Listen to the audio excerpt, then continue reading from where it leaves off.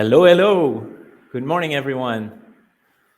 We have 50 people already arrived. We're expecting at least, we have 150 people registered. Let's see how many arrive. Good morning, everyone, and thank you for joining. We'll be starting in a few minutes, just leaving 2 minutes to have additional people arriving.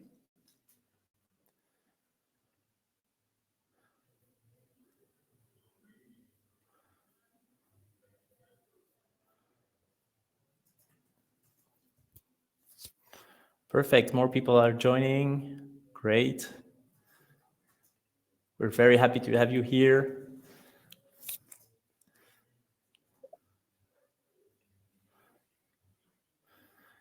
I hope you hear us well. If you do, please maybe tell us in a little chat. Happy to hear you. Great, you hear me perfectly. That's perfect. Michael, let's check also if everyone hears you. I hope so. Can everyone hear me? Perfect. Wonderful, perfect. So let's wait for 1 more minute and we will be starting. Thank you for being here with us.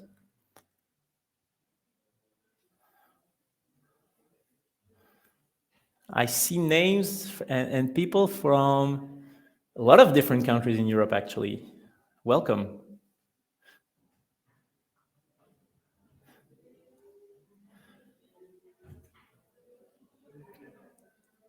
Bonjour in French. That's a nice one. Maybe you can say it in your local language so we have a feeling of this international flow. Buongiorno, perfect. Ciao. Buenos días en español. Muy bien. Guten Morgen. Okay, 3 languages for Timothée. Nice. Okay, it's 11:02. I suggest we start it if it's okay for you, Michael. Absolutely. Perfect. We're 70 people, and my guess is in the next 10 minutes, more people will be joining, so that's perfect. Well, first of all, I want to thank you very much for taking some time to be with us this morning, tackling with this great topic. Also, thanking very much Michael from Wefox to share his history, his insights, and how he's managing recruitment in a hypergrowth phase, but also making sure people are staying at Wefox. Otherwise, it's getting very difficult if they're not. And so Michael will be talking more than me, of course. Here, just a few information I want to share before we start with the slides. So you can ask any questions you want during the webinar. I might either interrupt Michael to ask relevant questions so he can answer them, or we also we'll have some time at the end for Q&A. So don't worry, the questions will be answered. Also, we have prepared some polls. It's just for us to understand a little bit better who you are, which type of company you're working at, also your role, what your main focuses and challenges are. So if you could answer, it's in the little button polls on the right. And so we will have some information. And so I guess we can adapt a little bit what we're talking about to you guys, okay? And yeah, and just know also that this is being recorded, so you will have the replay, and you could watch this webinar again. So, and you'll get the presentation as well. So let's go, Michael. If you agree, let's start. Thank you for being here again. Quick introduction. Michael, you want to go first? I can, of course. Thanks for inviting me. First of all, I'm very happy to be here. I also saw already a couple of names which look familiar. So I'm also happy to see people I know already and also new people. I'm Michael. I'm the Chief People Officer at Wefox. Now roughly since 2 years at Wefox, being responsible for all people topics. I'm German, so excuse my accent. I hope that's fine for all the international people out there. I'm coming with roughly 15 years experience in HR people business, worked in the corporate environments for Deutsche Post, DHL, and Amazon, and then afterwards moved into the start and scale up scene worked for a lot of different smaller startups at the beginning. And before joining Wefox, I headed up leadership and organizational development at N26. So that's in a nutshell about me. Louis, do you want to go and introduce yourself? Of course, I'd be happy to. And first, I see a question from Janne. So actually, the person speaking, I can zoom it in. So I'll have to do it when I talk, but I will leave the slides also whenever Michael is talking. I'll be switching a bit if this works well. So hi, everyone. Happy to be here. So I'm Louis. I'm one of the co-founders of CleverConnect. And CleverConnect is actually has been for the last years a French-based talent acquisition solutions provider.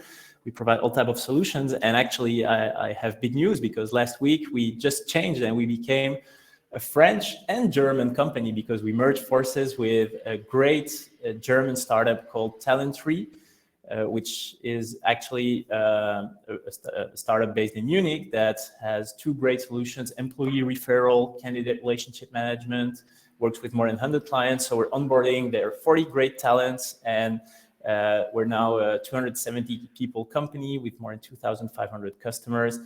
10 million candidates are using our solutions worldwide. And basically what we're trying to do is cover the whole steps of the hiring journey with the best candidate experience, help companies attract, so make sure they generate new qualified candidates, both active and passive candidates, then build and offer engaging experiences, make sure they have a great candidate journey that converts, but also build sustainable relationships with CRM, for instance, or efficient technology-based career sites.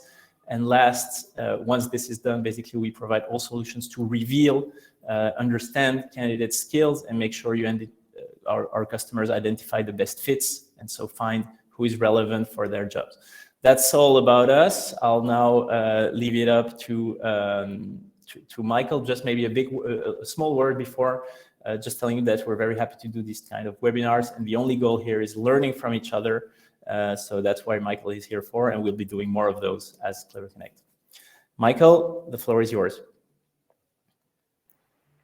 Very cool. Thanks for the introduction. And before I'm starting with Wefox, congratulations on the big step for your company. I think now being half French, half German, that gives a lot of different perspectives also when it comes to growth and expansion. So very happy for you.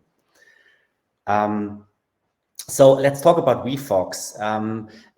And I know a few of you in the webinar know Wefox at least a little bit, but I also have seen a lot of names which are not familiar to me. So I want to give you a little bit of a heads up on what Wefox is actually doing and why that's potentially interesting to look at. So Wefox is one of the big scale-ups out of the Berlin scene, one of the European unicorns, and we are in an industry which for most of the people out there might sound super boring because we're in insurance. But I can absolutely assure you that it's actually quite interesting and exciting industry to be in. And what most of you already experienced in your own private life, insurance is pretty manual. It's a lot of paperwork. There's a lot happening, which is coming out of practices 50 or 100 years old. So Wefox is trying to revolutionize the insurance industry, but we are ourselves not defining us as an insurance company, as a classic insurance company. We also do not identify ourselves as a pure distribution company. You have likely experience with buying an insurance via a broker, an agent, someone who's telling you need that insurance because then you feel way more safe in your life.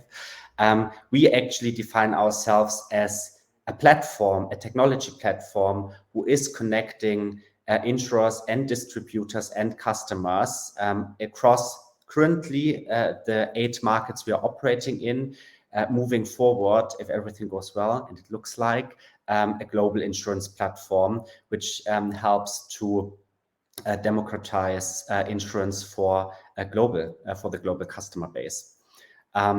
So we are trying to always split down in a very easy narrative on what we are, what, why, and how we are doing with our Wefox values, which are the core of what we are doing. So I just explained that what we are doing is the platform connecting insurers, distributors, and customers.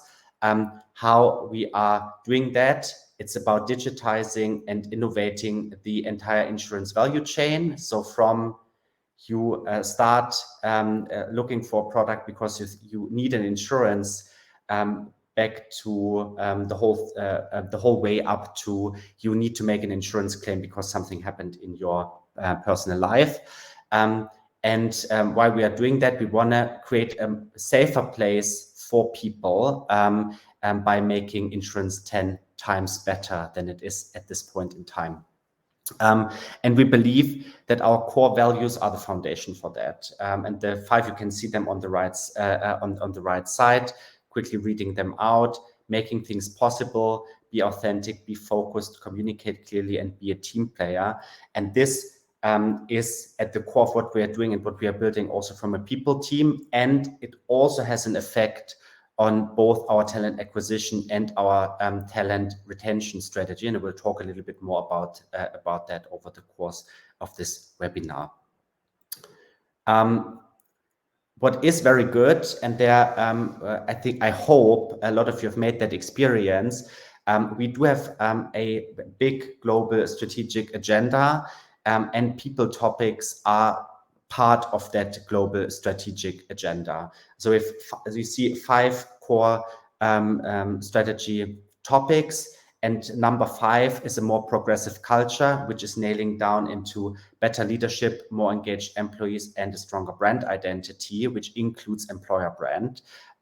So having people topics at the top of the strategy also makes things way easier to establish over the course of a year. And for us, the agenda is until 2030, so until the end of this decade. Great, thanks, Michael. So now that we know and understand Wefox a little more and see that one of the pillars of your strategy is people, maybe we can dig a little bit into, how many people are we actually talking about? What have been the challenges so far lately?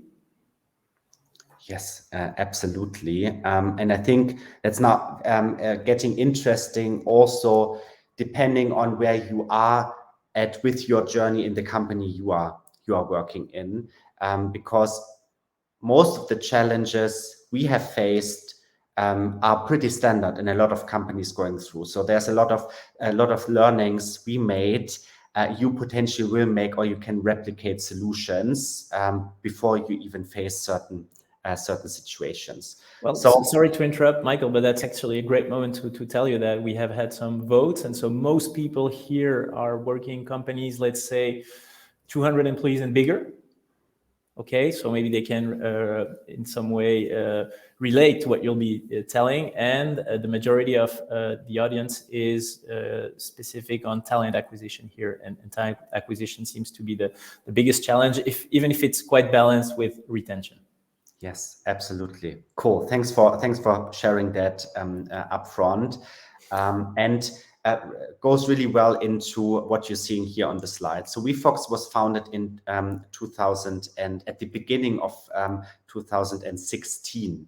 So you can see that already over a course of 1 year, we went basically from 4 people, which were our 4 co-founders, to roughly 200 employees, which is quite a drastic journey.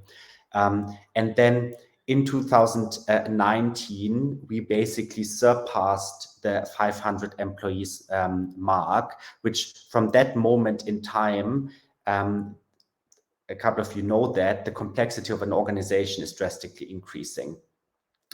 What you don't see on the slide, you see on the slide it's going always upwards.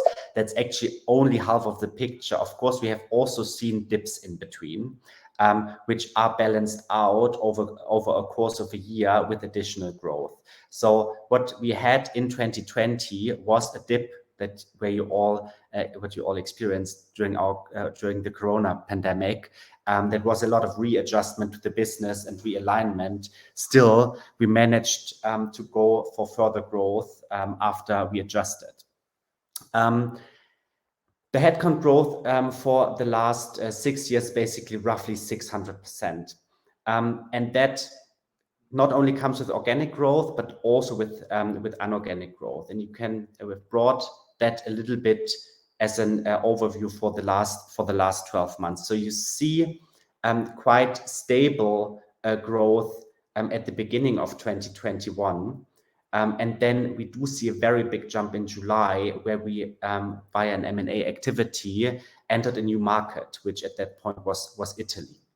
So that comes with its very own challenge. It's not so much talent acquisition to start with, but that's a lot of talent retention needing to happen if you bring a big organization, which, by the way, Wefox is 6 years, I just told it. The company we bought was 100 years old. So we brought a way more mature and senior organization into our very fresh and young organization, which knew a lot of things way better than we did after 6 years running a company. But then also what happens with M&A activities, talent acquisition kicks in afterwards, because then if you are integrating a whole structure into your org, all of a sudden talent acquisition plays a bigger role. And then with the growing of the business in a new market, talent acquisition still needs to play a big role. So that growth, you see that with the jump in July. The rest of the growth was mainly then filtered through organic growth. And what you see is that the jump's getting bigger now every month, and the proportion of employees we are adding to the population is quickly getting bigger. So am I right if I say that now you're on a trend where you basically onboard between 30 and 50 people per month, basically? Yes, absolutely. And we see that also now. Of course, we are also going through a seasonality, like as every company when it comes to talent acquisition. So now we are entering Q3, which is normally a bit of a calmer space, which is also good with the summer period coming. It's a lot of time for employer branding initiatives, actually. Now we are preparing for the big jumps we expect to start from September onwards, where we're currently preparing for new joiner batches around 60, potentially 70 people strong. Okay. What I think is a big driver here is, of course, how you set up your people team. And specifically talent acquisition to really foster that growth. But on top of that, of course, also along the way, manage onboarding, retention, and making sure all the effort you have put in at the beginning is not been jeopardized by people only having a very short amount of time they are spending within the company. So we went through quite some dedicated transformations across the people team to really make sure we set up the team and the company for success. So yes, so here that's still on the slide. You see that's the current headcount growth compared to what we have planned for. And that's really well connects to what I've said just now. The setup of the people team also ensures if you can really deliver according to the plan, and gives a lot of predictability towards the organization. When can they expect certain workforce, but also control costs and budget you have initially assigned for the growth. What we now plan, and you see that on the right side of the slide, we plan for a headcount growth, excuse me, a plan for headcount growth until the end of 2023 for 2,500. So we're likely now adding another 1,200 people over the course of the next 1.5 years. And on top, of course, comes the attrition hiring we still need to manage as well. So that's a big challenge. I think we all understand that when we see this. So let's talk a little bit about your team and how you kind of structure your organization to go through these challenges. And you also mentioned the M&A part. There's also a challenge. How do you onboard and retain people you acquired? So let's see a little bit how you're structured that team. Yeah, absolutely.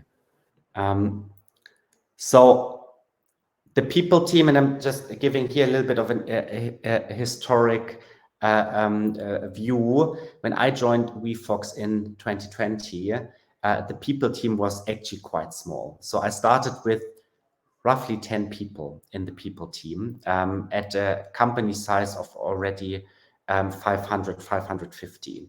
So a little bit undersized, specifically looking into a growth journey ahead. So the whole people team needed quite some transformation. The good piece is I had already good people to rely on who are already in the team. But of course, I needed to add quite a significant proportion to the team. And what I did was basically looking into clustering the people team according to the customers we serve. So I really tried to create a very customer-centric approach, and you can see that here on this slide. So I've 5 big chunks in the team. Very obviously, talent acquisition being at the very beginning of the people value chain with a very dedicated focus on hypergrowth. So talent acquisition for us at Wefox combines, I would say, the sales part of talent acquisition, which is like really pulling people in for dedicated roles, but also includes employer branding and all the external, I would say, more marketing-like activities we are doing.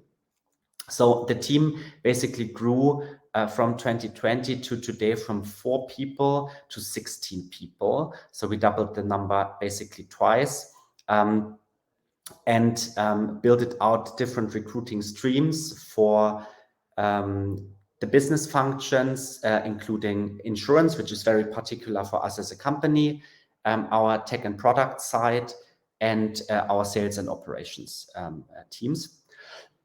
And added also employer branding. Then there's the employee experience part, which basically takes over the candidates when they are transformed into employees who are managing the whole employee life cycle from onboarding to offboarding. And that really includes what people experience on a day-to-day basis with us as a company. So we talk here about people operations or the administration tasks. We talk about workplace experience and how our office spaces and remote work is working in the company. We're talking about internal comms and all activities we are driving, for example, with an intranet, with our town hall formats. How do we communicate as a company with our employees?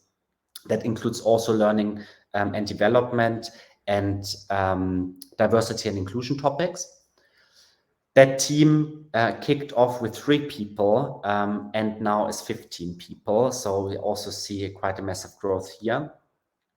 Then we do have the international people teams, and that's really the people who are on the ground working with our sales and operations team in the different countries. So it's a very local business we are partly driving, where also very local specifics coming into play. And we do hire for people who are able on the ground managing those local operations with the business. And that's also where we are integrating the people into who are coming via our mergers and acquisitions. So with the merger and acquisition, you're not only getting business, you're also getting people which need a home. So they normally find their first home in that section.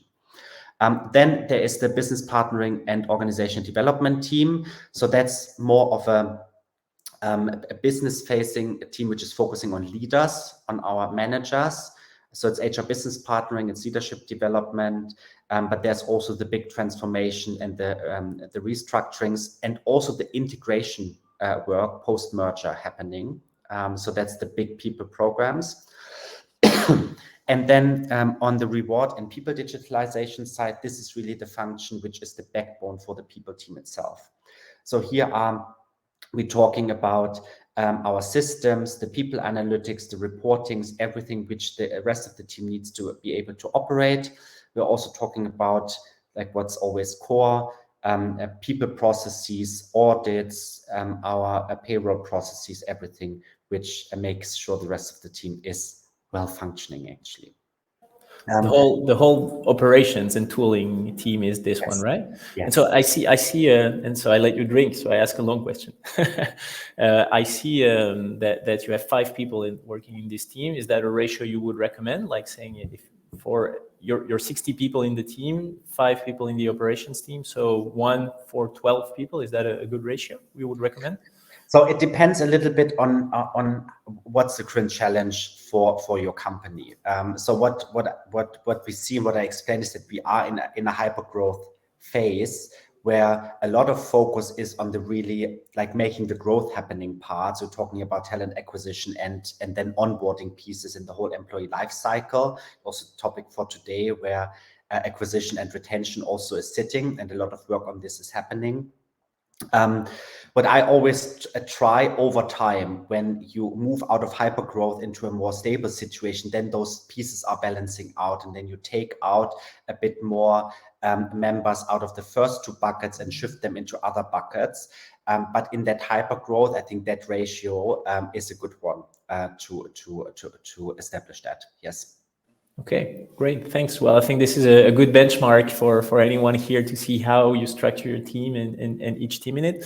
Now that we have seen this, you mentioned that you arrived in 2020 with 10 people. Now it's 60. I guess that was not an easy task to get there. Maybe you can also dig a little bit into the steps you took to get there, what focuses you put in the transformation of your people organization. Yes. So of course, now that's a plan I made and went through with the very dedicated challenges we faced as Wefox, and how I supported with my team the whole growth and transformation. There's a lot things which might not be 100% matching with what's the experience in your business. But there's a couple of tips and tricks I can also share with you, which are quite nicely replicatable for whatever business you're working in. So I shared already, I joined in 2020 and took a bit of time to really assess what's happening in the organization and how is the people team set up compared to what the business will face from an opportunities and challenges perspective. So the first thing I really sat down and mapped, how does my team is structured and fit for purpose towards what we will see from a business perspective. And I then started to rebuild the team to match what's happening in the business. And I think that assessment and spending time with the business to really understand how do you need to build out the people team to cater for those growth challenges, opportunities ahead of the business. I think that's a very core step you always need to take when you're building out a people team. I see with a lot of companies out there that the people team is pretty much built out like an ivory tower, operating more or less in isolation, and also delivering great things because a lot of programs are very needed for the business. But then connecting that with the current challenges, a lot of people teams struggle. So I think taking that step first helps a lot to set up the team fit for purpose. Then, of course, with the growing team, I said also at the beginning, I started with 10 people. I knew the team will grow. There was a tight time plan also for that. I knew I could also not lead the whole team directly. So I needed to put in a leadership layer first, making sure that specifically for the talent acquisition part and for the employee experience part, with those two topics being a focus point, there's a dedicated leader who can lead the growing team directly. Then I already said that the talent acquisition upgrade was really first from 4 to 12 and then from 12 to 16. And here, what I learned, I would say the hard way actually, and also my talent acquisition team learned the hard way. Like this should have happened quite quicker than I actually made it happen. So we saw that at the beginning, the first half of the year, the amount of roles open were decent, okay, manageable.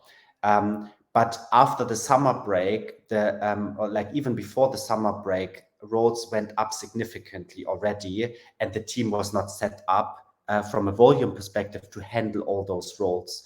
So I was basically delayed in building out the team, which then was quite a suffering for the team because every talent acquisition partner really needed to handle way more than you should expect from one talent acquisition partner to handle. And here we're talking about 30, 40, 50 open roles meant to be managed by one person at a time. So then that ramping up was important. What do you consider the good balance? How many open roles do you aim at being managed by one person? What's your perfect ratio? So it depends a bit on the business, the roles, and also what you like in which stage you are from an evolution as a company. So I would normally look into 4 different buckets: product and tech roles, like business supporting roles like marketing, finance, etc., operations and sales roles, and then leadership roles. So these are like the 4 buckets which also need a different ratio. In tech nowadays, I think a lot of people can relate to, in tech the ratio is drastically going down. I now see 1 to 5 is manageable with the market out there. With business roles, you can say 1 to 15 or 20, depending on how specialized roles are. In operations and sales, we say 1 to 20 to 30, depending if it's more customer service related or if it's more specialized, also operations roles. And in leadership, you also say 1 to 5 is a good ratio. Great, thanks. So that basically that was basically delayed, and then we already at the end of the year went into developing our people strategy 2030. So what I explained at the beginning with the big 5 focus points, and for the people team, putting leadership development, employee experience, and employer branding as major focus points. And then over the course of this year, it's a lot about execution on the strategy and going through another transformation of the people org. So you have seen that with the headcount growth, I developed a structure and a people team at a time where we have 500 employees with a plan to go approximately to 800 to 1,000 in a year, which we pretty much hit. And now we are going to the next evolution step, preparing for a growth to 2,500 people, which needs a fully different setting as a people team than the previous growth. So I hired more senior people leaders into my team, the ones you have seen on the slide before. But now it's a lot more about process excellence, scalability. What you always should aim for as a people team is that the people team is not growing the same amount and the same size than the rest of the business, because then you are creating an overhead and people costs which you don't want to create. So scalable processes, automation of processes, but also pulling in the right external providers to cater for the processes and the challenges you are facing is very important. The right choice of ATS and HRIS tools and so on and so on. There's a lot coming with that. So my team has basically seen another big growth step in January and February. And now we are really focusing on, for this year, on reward and processes, which puts a big heavy lifting part on a team of 4 with the reward and people digitalization team. So that's a little bit on the growth of the people team and the whole transformation behind that. Yeah, and if we focus now maybe on the, I think it's the what will relate for more people here that joined us is the talent acquisition challenges. I know you have been working a lot on that scope, and you actually shared it. Maybe we can dig a little bit into the results. How does it look like so far, and the key metrics you have so far, and your initiatives in Q1? Yes, and I've also seen there is quite a big proportion of people coming directly out of the talent acquisition space. So I think it's good that we're really focusing a little bit more on the TA activities itself.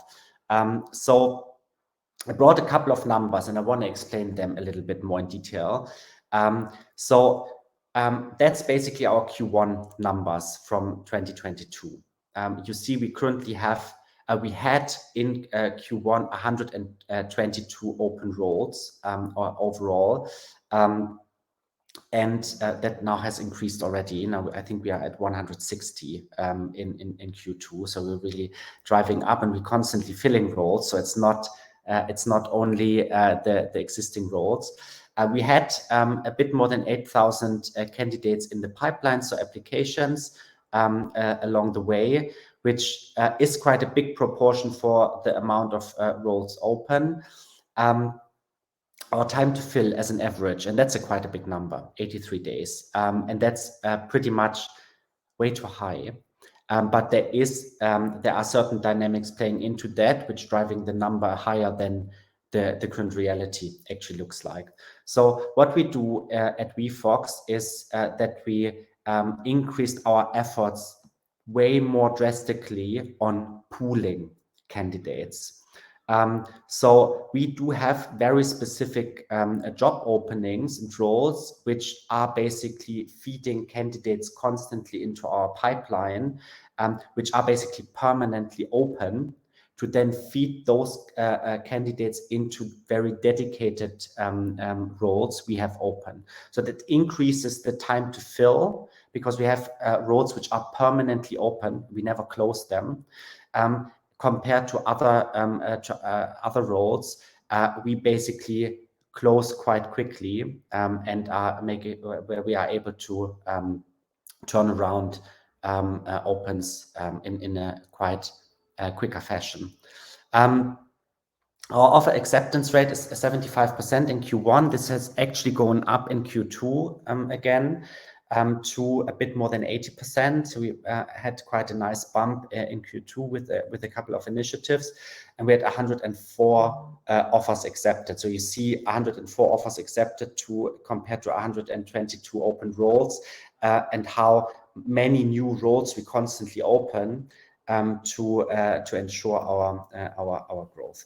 So if I get this well, 122 roles were open in Q1. 104 have been closed out of those 122 by your team of 16 people, right? Yes. On talent acquisition.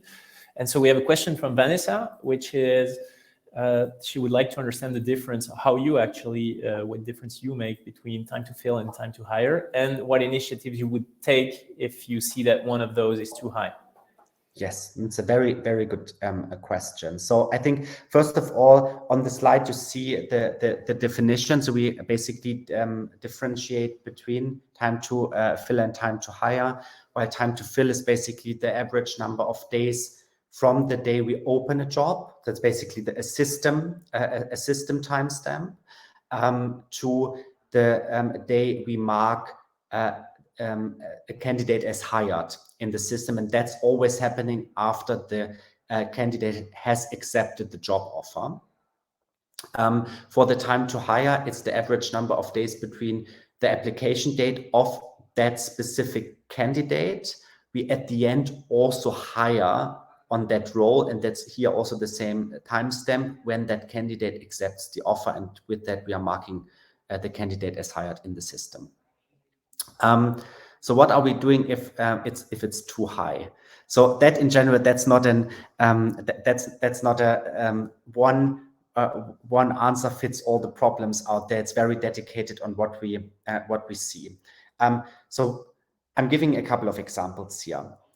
What we have seen at Wefox specifically at the beginning of 2021, I would say even the first half year of 2021, is that our offer acceptance rate was a really, really big issue. We really had a lot of candidates basically dropping out of the funnel at the very end of the process, which then of course normally meant we needed to start all over again, and that has a very drastic impact on time to fill and time to hire. So really looked into the whole process of how do we make offers? Are the offers well explained? Is the package we are offering candidates according to markets? We did quite a lot of surveying with candidates to understand what's actually the reason why you're dropping out. Are you getting better offers somewhere else? Do you feel insecure about us as an organization? Do we need to give more information for candidates to feel that's the right choice, that's the place where I want to work? Or is it something potentially because people getting counter offers from their current company, and companies really try to retain people? So it's a lot of data gathering here on what's actually reasons. We also saw it for a couple of roles, and that's more the very specialized roles we saw in insurance and also finance, is that we literally did not got any applications in for those roles, or only applications which were not at all a fit for that positions. So here it was really looking into dedicated sources, dedicated channels, also getting very specialized headhunters for some roles in place to get into the networks. So it really depends on where you see the challenge in your funnel actually happening, and analyzing your funnel and then going into different measurements. Great. Just a quick question, because I see the time running from Julia, that you can maybe answer very quickly. Out of those 122 roles, were they defined by the beginning of the quarter, or are there some roles that opened up throughout the quarter? Yes, it's actually both. So we made at the beginning a hiring plan for the whole year. And we do have dedicated roles planned, not on a role level, but on a functional level at the beginning, to estimate how much roles need to be tackled by which recruiting stream. So we are able to forecast quite a bit on what's happening. So every forecast is only as good as the whole business is sticking to the plan. And that's where then the whole challenge comes in. With, for example, mergers and acquisitions happening, which are not always forecastable, that jeopardizes a plan specifically for operations and sales recruiting. If there's an opportunity coming up, we are buying a company, then the whole TA plan might be looking different. But we also do react as a hypergrowth business pretty much on challenges happening over the course of the year. So we are also adjusting our plans according to what's happening. So we also see that roles open up throughout the quarter, or things getting reprioritized or deprioritized along the way. We're happy also if we have a bit more time at the end. I'm just now going through some achievements. That's a quick slide actually. So what we did in Q1 to really get even a stronger grip on the business. So we created a very dedicated space for talent acquisition in the intranet. So hiring managers are able to pull information and educate themselves on how the processes go, what's the focus points for TA, what's the hiring commitments we are making as a team, how does our roadmap look like, and really fostering communication with the business. We also putting a lot of information out there for our referral campaigns, our referral processes, and have driven quite a bit of attention within the business on getting more referrals into our funnels. We started hiring manager workshops and really educating hiring managers not only how to interview, I think that's very important to get the right candidates in, but also how to engage with candidates, how to use their LinkedIn presence, how to also headhunt for their own team on their own, and not only relying massively on the TA team. We made over our job descriptions and intensified our employer branding activities. And there's a little bit more information on that. So employer branding nowadays getting quite challenging, because with the growing tech scene in Europe, more unicorns arising, a lot of unicorn stories getting very similar. So how do you stand out of the crowd? How do you get really the attention and not promising the same things every other company is also promising? And this is where you need to go back to your vision, purpose, and value system as an organization, and really tie that to what are you pushing out there into the market as your own brand.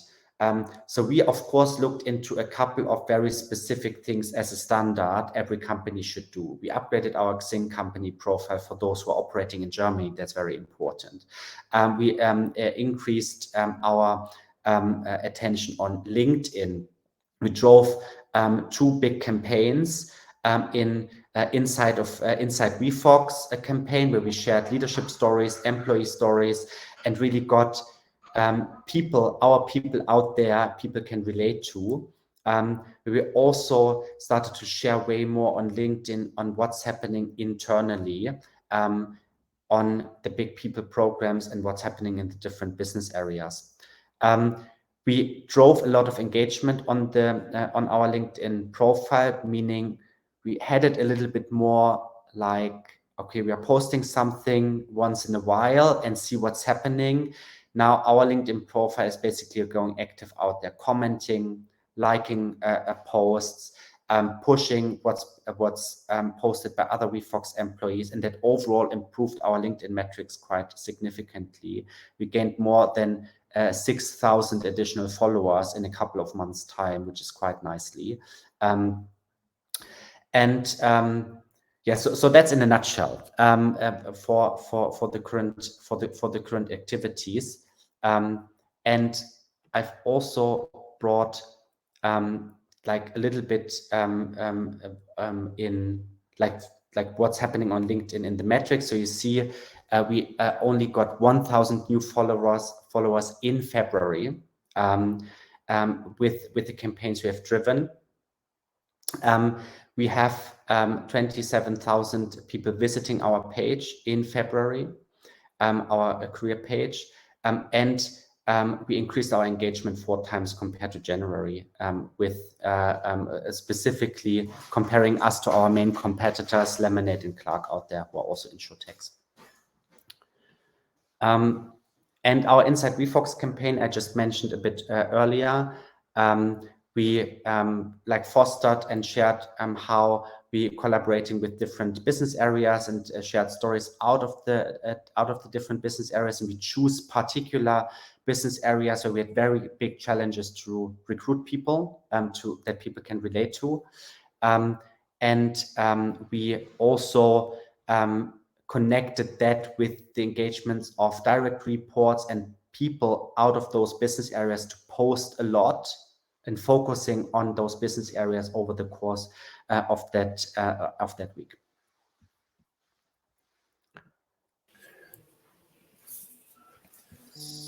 That's great, Michael. Thank you very much. I'm not talking that much because actually I don't know why, but our neighbors have just decided it was a good time to start doing some work in their offices. So there's a lot of noise here. Okay, we're almost at the end of this webinar. I think you prepared some global transversal KPIs you wanted to share, so to give some benchmark on how you guys are doing. And then we have some questions. We'll have some time for specific questions, maybe some detailed operational questions. I see one on, do you use agencies or not? And also, do you have a employee referral policy, and who does manage it? How is it going? Yes. So let's make sure we have enough time to go through those questions. And of course, if you have more questions, please ask them also. Then we can go through that in the remaining 10 minutes.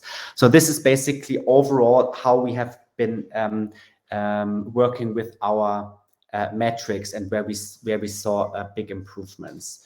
So first of all, we have talked a lot about acquisition, but of course also we focused quite significantly on attrition and how do we keep retaining the people we are hiring. So a couple of big campaigns we have driven to also drive down attrition rate. We managed to decrease it by 25% in 1 year, which I'm very proud of the team that did quite a good job here. We also had quite some focus on diversity hiring. That remains a challenge. I also want to be honest here, and specifically on leadership positions, it requires quite a bit more effort to drive that forward. But our female ratio has been developing quite nicely year over year. Our offer acceptance rate has been increasing 14%, and our Glassdoor score as well. So here we see quite from the big initiatives we have driven also positive impacts on the metrics. And I think just to be very mindful of questions, I think we can go into those now, Louis, if you think differently around that. No, let's go. Let's shoot for some questions. I see they're starting to flow so perfectly. So one very operational one, do you guys tend to work with recruitment agencies or not? So in general, being very transparent here, I'm not a big fan of recruiting agencies personally. Why is that? I do not believe, and have not seen that also in 15 years experience, that recruitment agencies are able to culturally hook in people the same way then an internal TA team can do that, and creating a storyline which at the end creates also the perception of candidates, what they really find internally. Like not over-promising, not under-promising, explaining how collaboration works and so on. So I think that only can deliver a internal TA team. What I think recruiting agencies are good for is either we're talking about very isolated special roles where you don't have that network yet built up as an internal TA team. So a recruiting agency can be a good momentum to hook into that network. Or where you hire for very senior leaders in the business, where you wanna rely on a lot of leadership assessments already done with candidates beforehand, and the recruiting agency can bring insights you can't generate internally with the TA team. Great. Another question, Michael, is employee referral. Do you have a policy in place? I would add, maybe is technology helping there to manage it well? So we do have a referral campaign or a policy in place. This is actually not the best one yet. So we are currently overhauling that and trying to find an even better solution.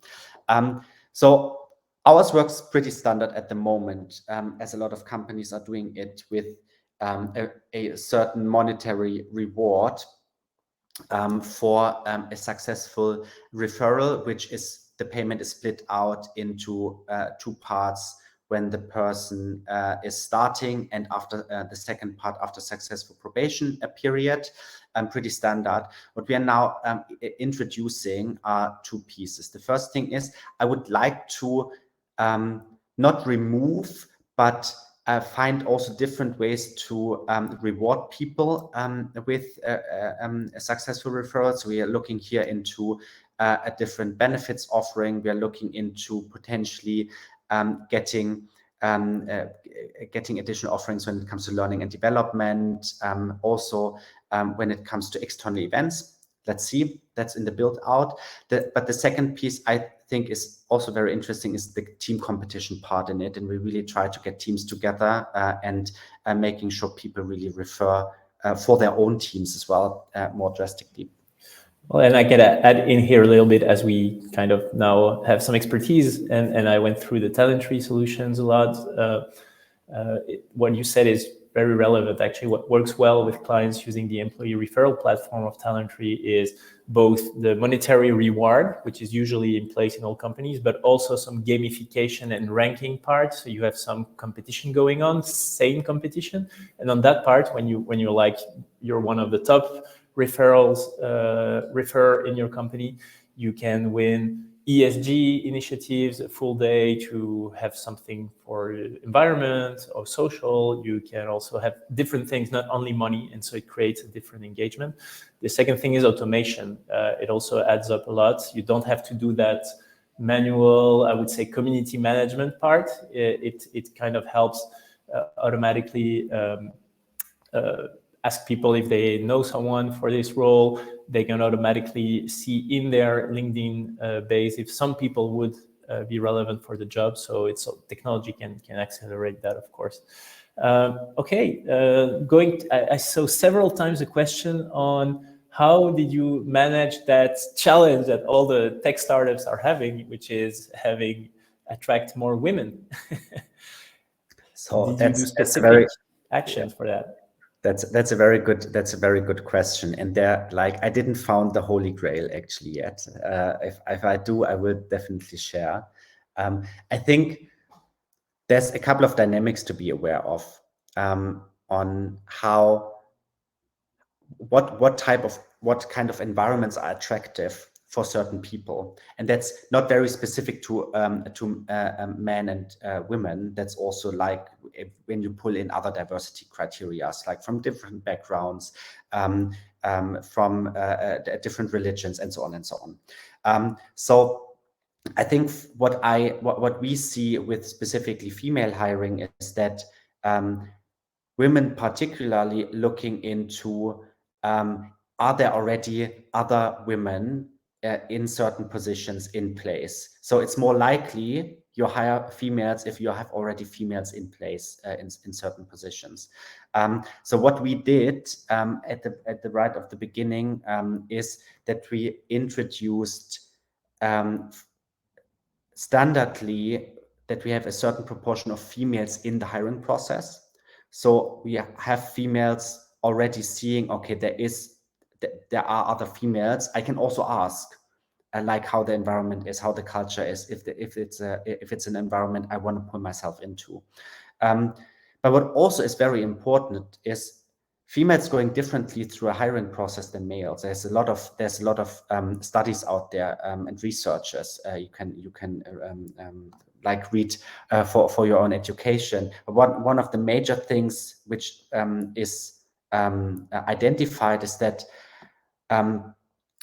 male people are quicker making decisions for changing their job, not in general, but in changing their jobs. So they're a little bit more overconfident on I'm able to do that job, I'm doing that.